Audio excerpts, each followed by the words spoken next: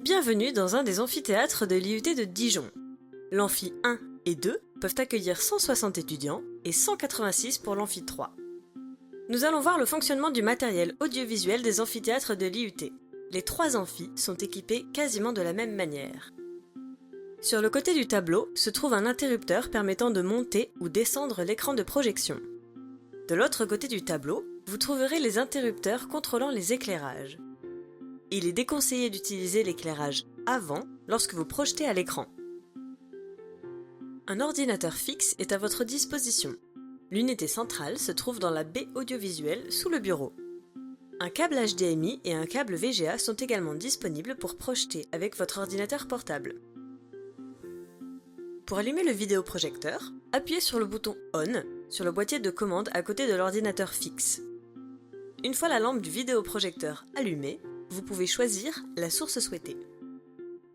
Vous pouvez changer le volume de la source sélectionnée à l'aide du bouton rotatif. Sur le côté du bureau, il y a des prises secteurs pour brancher votre ordinateur portable et une prise Ethernet pour avoir accès au réseau. Vous pouvez aussi vous connecter directement au Wi-Fi.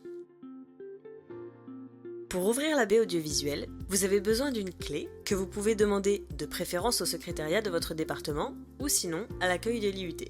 Si vous êtes enseignant titulaire, le service audiovisuel peut vous en fournir une. À l'intérieur se trouve l'unité centrale de l'ordinateur fixe, un pointeur laser pour vos diaporamas, 2 micros sans fil et une télécommande qui permet de contrôler la caméra au fond de la salle. Vous n'avez pas besoin de toucher au reste du matériel. Pour allumer le PC fixe, appuyez sur le bouton Power. Si besoin, branchez votre clé USB sur la façade de l'unité centrale. Lorsque vous allumez un micro, le niveau de batterie apparaît après quelques secondes. Utilisez de préférence le micro ayant la batterie la plus faible. Si vous avez besoin de faire une visioconférence, connectez-vous à Teams uniquement via l'ordinateur fixe et utilisez la télécommande nommée Caméra fond salle. Il existe des réglages de cadrage prédéfinis. Pour les utiliser, appuyez sur la touche P verte, puis la touche 1, 2, 3 ou 4. Chaque numéro correspond à un réglage. Vous pouvez aussi ajuster le zoom et la direction manuellement. Vérifiez que les entrées et sorties audio sur Teams correspondent aux indications affichées à l'intérieur de la baie. Vous devez utiliser le micro pour être entendu à distance.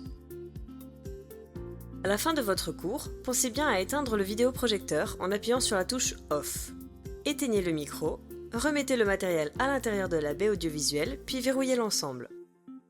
En cas de souci, vous pouvez contacter le service informatique et audiovisuel. Les numéros sont affichés sur l'écran de l'ordinateur. Bonne utilisation!